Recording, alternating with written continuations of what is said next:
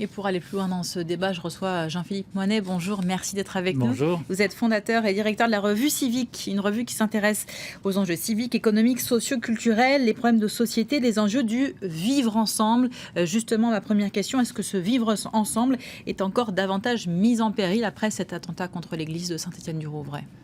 Effectivement, il y a un risque de mise en péril. C'est évidemment l'objectif des djihadistes et des terroristes de fragmenter la société française, de jouer sur la division nationale et de rechercher une forme d'hystérisation du débat public et qui passe aussi par les médias. Et on voit que malheureusement, ils réussissent à faire l'événement, l'émotion, sachant qu'ils utilisent l'arme de la loupe médiatique comme une arme d'émotion massive. Et deux terroristes près de Rouen ont réussi à mettre sous le choc 65 millions d'habitants et à convoquer un chef de l'État sur place.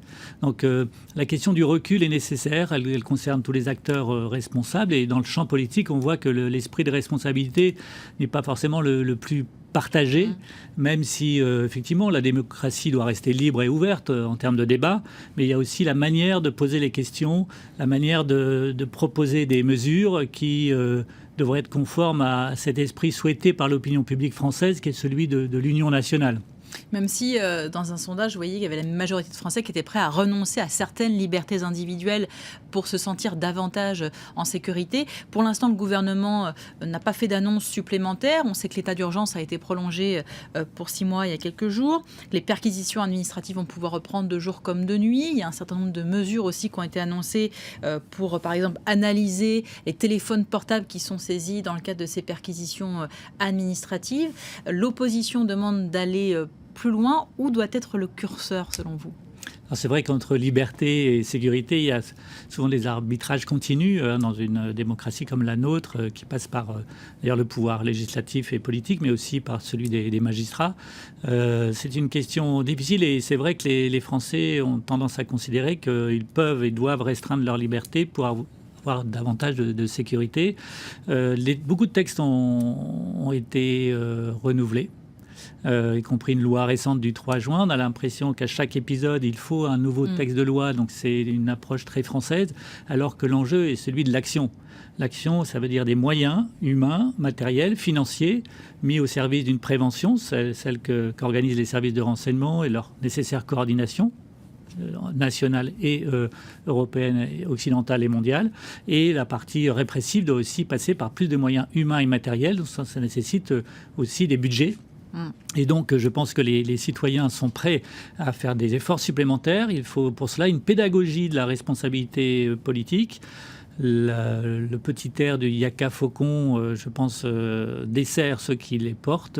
Je pense que l'opinion publique est en train de mesurer la complexité de la lutte contre le terrorisme, que le risque zéro n'existe pas de manière absolue, mais qu'il faut néanmoins aller plus loin dans certaines mesures, surtout des actions concrètes en termes de moyens, notamment d'effectifs de police et de militaires, sachant qu'on ne pourra jamais, malheureusement, mettre un soldat ou un policier derrière chaque citoyen et même sur chacun des lieux de culte qui peuvent être potentiellement menacés.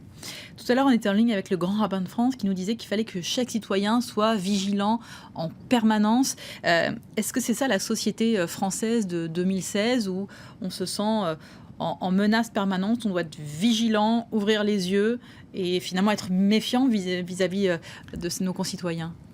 En tout cas, pas forcément méfiant sur la personne, mais en tout cas vigilant. La vigilance de chacun, la vigilance citoyenne est quelque chose qui va sans doute devoir se développer. La France a découvert en 2015 et en 2016 l'ampleur de la menace djihadiste mondiale. Beaucoup de pays, y compris en Europe, mais aussi hors d'Europe, vivent sous cette menace depuis 10, 15, voire 20 ans. La France va devoir aussi passer par une étape de résilience tranquille, mais qui doit être celle de la prise en compte de cette question par beaucoup d'autres acteurs de la société que les professionnels de la sécurité. Et cette culture de la prévention du terrorisme doit passer effectivement par la vigilance de chaque citoyen Et je pense que celle-ci est peut-être à l'œuvre sans même qu'on en parle, puisque la sensibilité des citoyens est certaine sur cette question. Simplement, c'est vrai qu'il y a un rôle qui doit être réfléchi aujourd'hui en France sur la place du citoyen aux côtés des pouvoirs publics sur cette question. Justement, il y a Bernard Cazeneuve, le ministre de l'Intérieur, qui nous disait tout à l'heure qu'il y a 2500 personnes qui ont manifesté leur intérêt pour la réserve opérationnelle de la gendarmerie. C'est un dispositif qui, selon vous, est amené à se développer encore davantage ? Oui, alors il y a la réserve pour la gendarmerie, la réserve pour les militaires.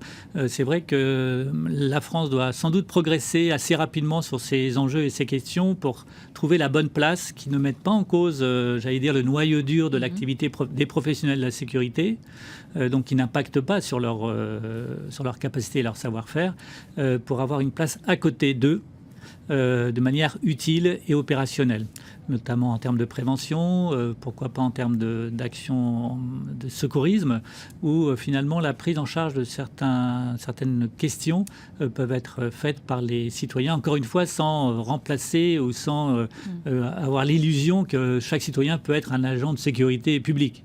Non, je pense qu'il ne faut pas mélanger les rôles. Il y a les professionnels de la sécurité, mais à côté, je pense qu'il y a un rôle nouveau qui doit se développer, être réfléchi avec les pouvoirs publics, et avec les collectivités locales aussi, je pense, qui ont un rôle à jouer en matière de prévention sur ces questions.